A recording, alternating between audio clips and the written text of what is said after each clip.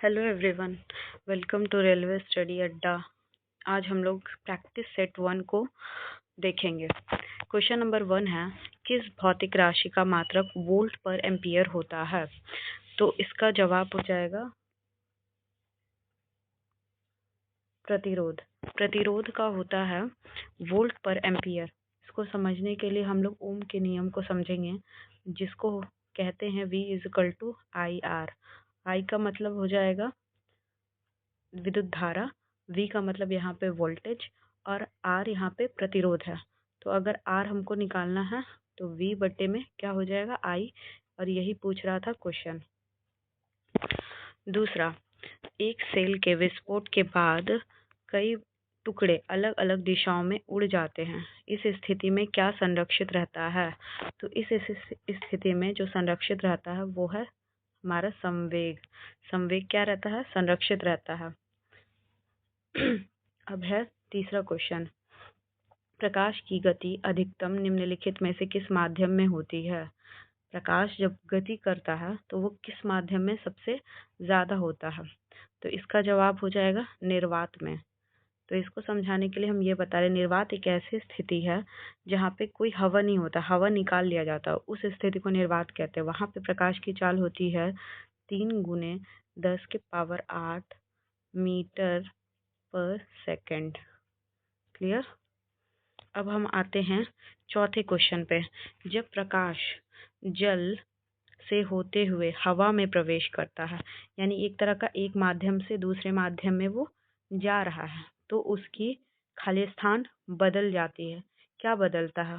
चाल बदलेगा, क्योंकि एक माध्यम से क्या कर रहा है, दूसरे माध्यम में जा रहा है। इसका सही आंसर हो जाएगा सी। अब हम चौथे क्वेश्चन पे मूव करते हैं। सॉरी, चौथा क्वेश्चन हो गया ना। अब हम पांचवें क्वेश्चन पे मूव करते हैं।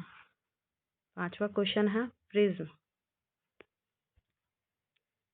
प्रिज्म द्वारा इनमें से किस रंग की प्रकाश किरण का विचलन अधिकतम होगा? प्रिज्म से जब हम प्रकाश को क्या करेंगे, विचलित करेंगे, तो बोल रहा है कौन सा रंग है जो सबसे अधिक विचलित होगा? तो इसका सही जवाब हो जाएगा आपका बैगनी। इसको हम समझाने के लिए एक प्रिज्म बनाएंगे। ये है प्रिज्म। अब यहाँ से एक प्रकाश को गुजार रहे हैं। ये क्या होता है ना, ये 7 रंगों में क्या हो जाता है, बट जाता है। इसको याद रखने का तरीका है बैजानी पिनाला। तो नीचे से लिखते हैं बैजानी, यानी नीचे बैगनी लिख दे रहे हैं हम। बैजानी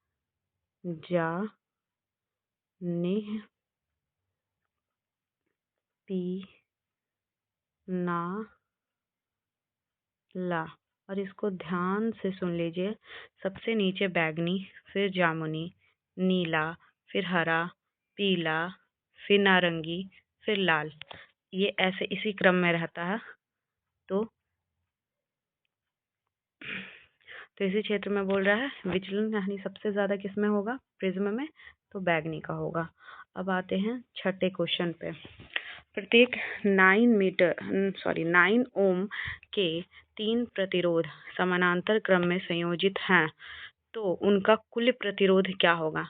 तो अगर ये आप लोग समझ पा रहे हैं तो ठीक है, नहीं तो फिर इसको हम समझाने के लिए एक समानांतर श्रेणी में अगर कोई प्रतिरोध इस टाइप से रहता है, एक हो गया, ये दूसरा समानांतर, ये तीसरा समानांतर, इसको इस टाइप से हम एक बंद लूप में बना दिए हैं। ये यहाँ पे भी बोल रहा है ये 9 ओम है, ये भी 9 ओम है, और ये भी 9 ओम है। इतना आप लोग समझ गए। अब इसको हम और अच्छे से समझा रहे। ये मेरा जो निकाले वही ये होता है आर रेसिस्टेंस, यानी कि प्रतिरोध। आर इक्विवेलेंट, इक्विवेलेंट यानी कि इसका पूरा इक्विवेलेंट, यानी तीनों को संयुक्त करके इकट्ठे करके बताना है कि क्या निकलेगा। तो आर इक्विवेलेंट बराबर, इसमें जब 3 प्रतिरोध था तो 1 बटे में R1 प्लस 1 बटे में R2 प्लस 1 बटे में R3। तो क्या आ जाएगा, आर इक्विवेलेंट बराबर यहाँ पे 1/9 प्लस 1/9 प्लस 1/9 जो कि क्या हो जाएगा मेरा 3/9, यानी कि इसको अगर कट कीजिएगा तो 1/3, और यहाँ पे 1/r इक्विवेलेंट है, जिसको हम लोग क्या लिख सकते हैं 1/3 लिख सकते हैं। अगर 3 को इधर भेजा जाए, इक्विवेलेंट को इधर भेजा जाए, यानी r इक्विवेलेंट बराबर मेरा क्या हो जाएगा 3 हो जाएगा, यानी कि r इक्विवेलेंट जो है वो मेरा क्या आ गया 3 आ गया। और क्या था रेसिस्टेंस का सिंबल ओम। अब तो आपको अच्छे से समझ आ गया होगा, यानी इसका सही आंसर क्या होगा बी 3 ओम। अब चलिए हम लोग आगे के प्रश्न पर बढ़ते हैं। अब 7वां नंबर, एक परिणामित्र का कोर पटलित क्यों करते हैं। पटलित यानी कि पतला, और परिणामित्र का मतलब होता है एक ऐसा, ये एक तरह का विद्युत यंत्र है जो कि करंट का नाम सुने ही होंगे, जो प्रतिवर्ती धारा, एक एसी करंट होता है, एक डीसी करंट होता है, यानी एक डायरेक्ट करंट होता है, एक अल्टरनेटिव करंट होता है।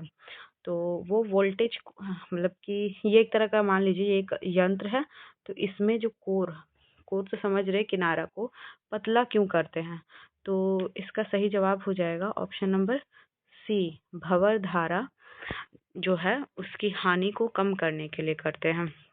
भंवर धारा एक तरह का धारा है जो उसमें से प्रवाहित होता है, तो वो उसको क्षति ना कर दे, उसकी हानि को कम करने के लिए हम लोग क्या करते हैं कोर को पतला रखते हैं। पतलित यानी कि पतला रखना। सॉरी। अब क्वेश्चन नंबर 8 पे चलते हैं। इसमें क्या बोल रहा है, निम्नलिखित में से अलेक्जेंडर ग्राहम बेल द्वारा किसका आविष्कार किया गया था। तो ये तो आप लोग बहुत अच्छे तरीके से जानते होंगे। इसका जवाब हो जाएगा option number A, telephone. Telephone का आविष्कार किसने किया है, अलेक्जेंडर ग्राहम बेल ने किया है। बहुत बढ़िया। अब चलिए हम लोग आगे चलते हैं। Question number 9। क्वेश्चन नंबर 9 में ये कह रहा है, निम्नलिखित में से शरीर विज्ञान एवं चिकित्सा की वह कौन सी, नहीं क्वेश्चन नंबर 8 लगता है छूट, नहीं 8 नंबर हो गया, चलिए कोई बात नहीं, गलती होता। क्वेश्चन नंबर 9, निम्नलिखित में से शरीर विज्ञान एवं चिकित्सा की वह कौन सी शाखा है जो पुरुषों के विशिष्ट रोगों एवं स्थितियों से संबंधित है। इसको समझाने के लिए जैसे हर ऑप्शन में आपने देख रहे होंगे कि लॉजी लॉजी लॉजी लॉजी लगा हुआ है, तो यहाँ पे लॉजी का अर्थ ये होता है, लॉजी का मतलब ही होता है अध्ययन करना। क्या करना, अध्ययन करना, यानी टू स्टडी। स्टडी का मतलब अध्ययन करना, किसी चीज के बारे में जानना। और यहाँ पे मेल से रिलेटेड बात हो रहा है, तो यहाँ पे हो जाएगा मेल के लिए यूज करेंगे एंड्रो। एंड्रो शब्द मेल के लिए यूज होता है, तो आप लोग यहाँ से आराम से समझ सकते हैं ऑप्शन क्या हो जाएगा, ऑप्शन नंबर ए हो जाएगा एंड्रोलॉजी, यानी ये वो शाखा है जो मेल के विशिष्ट रोग के बारे में क्या करता है, अध्ययन करने का कार्य करता है। बहुत बढ़िया। अब चलिए क्वेश्चन नंबर 10 पे चलते हैं। मानव नरों में मौजूद लिंग गुणसूत्र XY है, इनके बीच क्या अंतर होता है।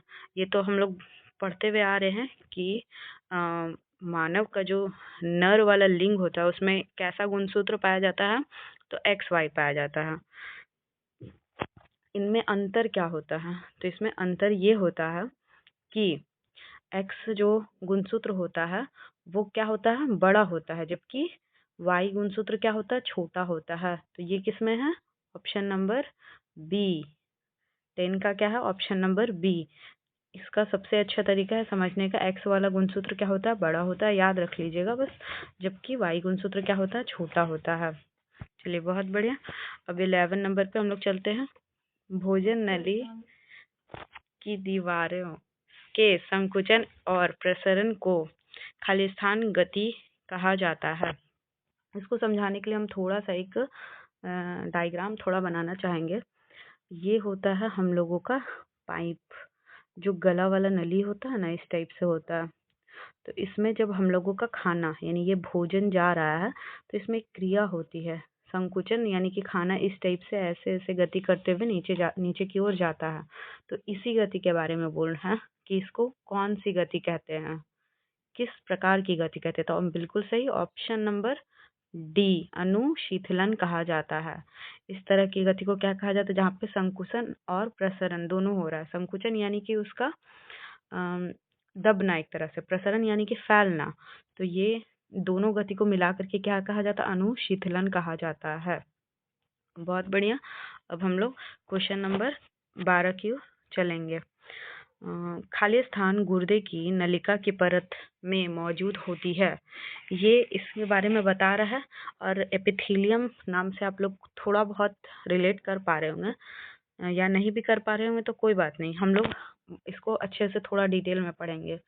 जंतु जंतु में मतलब हम लोग बेसिक यूनिट ऑफ लाइफ, मतलब बेसिक हम लोग का जो शरीर है वो किस चीज़ से बना है ये तो समझे ही होंगे, सबको सब जानते होंगे सेल से बना है। और सेल मल्टीपल ऑफ सेल्स, मतलब छोटे छोटे सेल जो होते हैं वो किस चीज़ के बने होते हैं, तो उत्तक के बने होते हैं। उसी उत्तक के बारे में बोला जा रहा है। उत्तक उत्तक सॉरी उत्तक के बारे में बोला जा रहा है। उत्तक को हम लोग 4 पार्ट में टोटल डिवाइड करते हैं। उसी का एक पार्ट दिया हुआ है एपिथेलियल, जो उत्तक दिया हुआ है ना, एपिथेलियल टिश्यू। यहाँ पे देखिए ऑप्शन नंबर सी, पहले तो इसका जान लीजिए आंसर क्या होगा, ऑप्शन नंबर सी होगा, यानी कि क्यूबॉइडल एपिथेलियम होगा। तो ये एक तरह का क्या है, एक तरह का टिश्यू है जो कि क्यूबॉइड के फॉर्म में पाया जाता है। इस तरह का इसका आकृति रहता है, इस तरह का एक दूसरे में सटा सटा टाइप का क्यूबॉइड की तरह में पाया जाता है। तो हम लोग के शरीर के हर अंग अगर देखा जाए तो कुछ ना कुछ आकृति, मतलब कि कुछ ना कुछ क्या बोलते हैं, उत्तक से बना हुआ है। उसी में से एक क्यूबॉइडल एपिथेलियम है। 12 नंबर हो गया। अब चलिए हम लोग आगे बढ़ते हैं।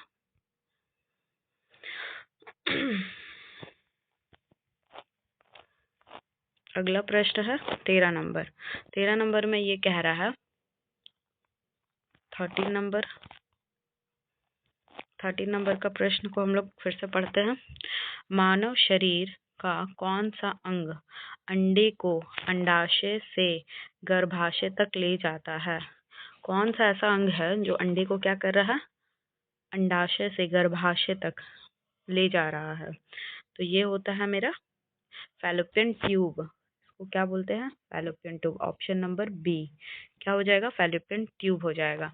अगर आप लोग फैलोपियन ट्यूब नहीं पढ़े हैं तो इसको आप लोग थोड़ा सा जा करके डायग्राम को और अच्छे तरीके से देख सकते हैं। आप लोग को एक इस टाइप का आकृति दिखाई देगा गर्भाशय में, इस टाइप का जो आकृति होता है ना, तो इसमें ये वाला जो आकृति हुआ ना, ये होता है फैलोपियन ट्यूब। ये इसको फैलोपियन ट्यूब कहते हैं।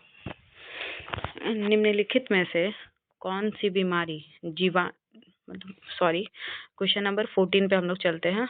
निम्नलिखित में से कौन सी बीमारी जीवाणु के कारण होती है? तो जीवाणु हम लोग आगे बहुत सारा बीमारी के बारे में पढ़ेंगे, जो कि मतलब वायरस से, जीवाणु से, फिर अगर देखा जाए तो कवक से होता है। तो यहाँ पे पूछा जा रहा है जीवाणु से होने वाली बीमारी कौन सी है? तो जीवाणु से यहाँ पे होने वाली बड़ी माता नहीं, एड्स, रेबीज, ये तीनों का तीनों ये होने वाला है मेरा विषाणु यानी वायरस से होता है। मात्र एक है एंथ्रेक्स। आंसर नंबर डी हो जाएगा एंथ्रेक्स, जो कि जीवाणु से होता है। बाकी तीनों का तीनों की क्या चीज से होता है, विषाणु से होता है। अब चलिए हम लोग क्वेश्चन नंबर 15 पे मूव करते हैं। निम्नलिखित में से कौन सा एक कोशिकीय हरित शैवाल है? एक कोशिकीय यानी जिसकी एक ही कोशिका हो, सिंगल सेल, ये पूरा सेल एक ही तरह काम कर रहा हो, यानी कि इसका खाना, इसको पाचन, मतलब जैसे हम लोगों का शरीर एक पूरा निर्मित होता है ना, वो उस टाइप का नहीं है। एक ही कोशिका सारे कार्य को खुद से निर्वहित कर रही है।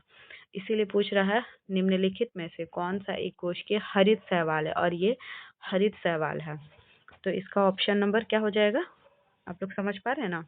ऑप्शन नंबर डी क्लेमाइडोमोनास हो जाएगा। ऑप्शन नंबर डी एक हरित शैवाल है। अब चलिए हम लोग क्वेश्चन 14 की ओर मूव करते हैं। क्वेश्चन नंबर 14 पे मूव करते हैं। सॉरी 14 तो हम लोग पढ़ ही लिए, 15 भी पढ़ लिए, 16 की ओर मूव करते हैं। सॉरी मेरा 16 में बोल रहा पौधे भविष्य के लिए खाद को बीज के खाली स्थान में संग्रहित करते हैं। तो इसका आप लोग समझ पा रहे हैं? पहले ये समझिए कि जो खाना को संग्रहित करना होता है और बीज का बात किया जा रहा है। तो जब एक चना को ही देखे ना, चना जब अंकुरित होता है, सॉरी चना जब चना का थोड़ा सा सॉरी चना इस टाइप से थोड़ा होता है ना, मेरा ड्राइंग बहुत ख़राब है, इसको थोड़ा इग्नोर कीजिएगा।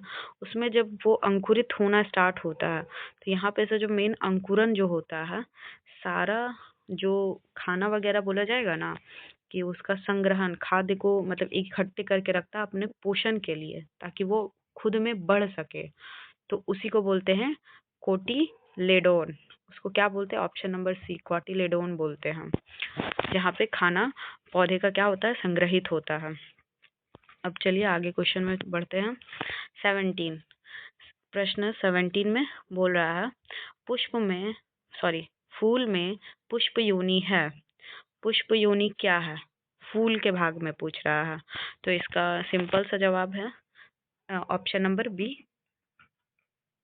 सॉरी रुक जाइए, हाँ ऑप्शन नंबर बी मादा जनन तंत्र। मादा जनन तंत्र फूल में एक पुष्प योनि है। ठीक है, चलिए आगे चलते हैं 18 नंबर पे। पसीने वाली ग्रंथियां मानव शरीर के किस अंग में मौजूद होती है? ये तो आप लोग सभी जानते होंगे, इसका जवाब सबको ही दे पाएंगे अच्छे से। हाँ बिल्कुल सही, ये हो जाएगा ऑप्शन नंबर डी त्वचा। ग्रंथि कहाँ पाया जाता है? पसीने का ग्रंथि त्वचा में ही पाया जाता है। बिल्कुल सही है। चलिए अब हम लोग चलते हैं क्वेश्चन नंबर 19 पर। निम्नलिखित में से किस अणुओं के बीच गैस का आकर्षण बल क्या होता है? अधिकतम होता है। किस अणु के बीच, किसके बीच होता है गैस का अणु का बल? मतलब सॉरी, किनके अणुओं के बीच आकर्षण बल क्या होता है? अधिकतम होता है। अब इसको समझाने के लिए थोड़ा सा हम पहले हम ठोस द्रव और गैस का वर्गीकरण तो आप लोग अच्छे से जानते होंगे।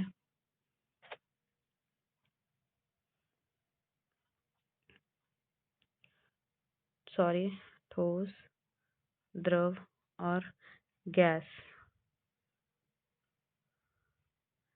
अब देखिए ठोस के कण जो होते हैं क्या होते हैं? बहुत बहुत बहुत आपस में क्या होते हैं? सटे सटे होते हैं।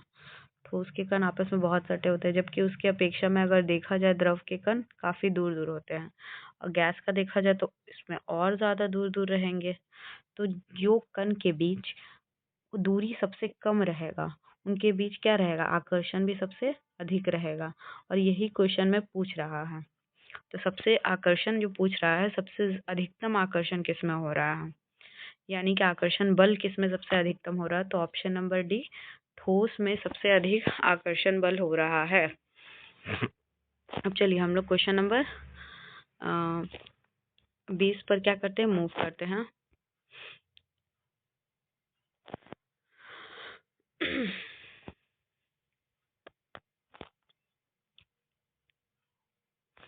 ये बोल रहा है 25 ग्राम में सल्फ्यूरिक अम्ल के कितने मोल होते हैं?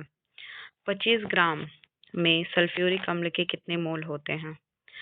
तो इसको निकालने का, मोल को निकालने का एक फॉर्मूला होता है, मोलों की संख्या निकालने का, कि जो ऊपर में जितना ग्राम जो सल्फ्यूरिक अम्ल का कुल जो ग्राम दिया हुआ है वो, और सल्फ्यूरिक अम्ल का जो ये होता है क्या बोलते हैं उसको, अनुभार जो हुआ, उसमें से अगर कुल यानी 25 में से कुल जो सल्फ्यूरिक अम्ल का हम लोग भार निकाल करके डिवाइड कर देंगे तो वही सल्फ्यूरिक मतलब कि कुल मोल की संख्या हो जाएगी। तो इसका सही जवाब है ऑप्शन नंबर डी। इसको हम लोग एक बार ना लास्ट में और अच्छे से एक्सप्लेन कर देंगे। चलिए बच्चे क्वेश्चन नंबर 21 पे चलते हैं। पानी के 5 अणुओं का द्रव्यमान क्या होता है? तो इसको समझाने के लिए थोड़ा सा हम पहले लेंगे। पानी का तो सूत्र हर कोई जानता होगा, इसको क्या बोलते हैं? H2O। H2O। तो इसका हम लोग सबसे पहले क्या बोल रहा है? द्रव्यमान ही पूछ रहा है, तो निकालेंगे क्या? द्रव्यमान निकालेंगे। तो हाइड्रोजन का द्रव्यमान क्या होता है? इसका परमाणु संख्या भी 1 और द्रव्यमान संख्या भी 1 ही होता है, यानी कि 1 इंटू 2, क्योंकि 2 हाइड्रोजन के 2 मॉलिक्यूल लिए हुए हैं, तो 1 इंटू 2 प्लस ऑक्सीजन का कितना हो जाएगा? ऑक्सीजन का परमाणु संख्या कितना होता है? 8 होता है और द्रव्यमान संख्या क्या होता है? 16। तो इसमें 16 ऐड करेंगे। 2 अरे 2 एकम 2 प्लस 16, 16 और 2 कितना हो जाएगा? ये 18। अब पूछ कितना रहा था? 5 ग्राम का पूछ रहा था। तो 5 ग्राम, 1 ग्राम में मतलब कि टोटल भार इतना हो गया। 5 करने के लिए क्या हो जाएगा? 5 से मल्टीप्लाई कर देंगे 5 ग्राम, तो कितना आ जाएगा? 90। 90 यूनिट हो जाएगा द्रव्यमान। Option number B. किसी को दिक्कत हुआ होगा तो आप लोग कमेंट में पूछ सकते हैं। Question number 22। सबसे बाहरी ऑर्बिट में खाली स्थान में इलेक्ट्रॉन की संख्या एक समान होती है? किसके ऑर्बिट में इलेक्ट्रॉन की संख्या एक समान है? तो इसका जवाब हो जाएगा आर्सेनिक और BI जी। ऑप्शन नंबर बी, ये बिल्कुल सही उत्तर है। अब चलिए हम लोग 23 पे चलते हैं। अब बोल रहा है ये नाइट्रोजन के अणुओं में खाली स्थान होता है। तो पहले तो ये जानिए कि नाइट्रोजन का अणु जो है वो आपस में किस तरह का बंधन बना के रखता है। एक होता है एकल बंधन, एक होता है द्विबंधन, एक होता है त्रिबंधन। तो नाइट्रोजन और नाइट्रोजन के बीच हमेशा त्रिबंधन होता है। तो इसका सही जवाब क्या हो जाएगा? कहाँ है? 23 नंबर का डी। Very good. इसका क्या हो जाएगा? नाइट्रोजन के 2 परमाणुओं के बीच कैसा हो जाएगा बंधन?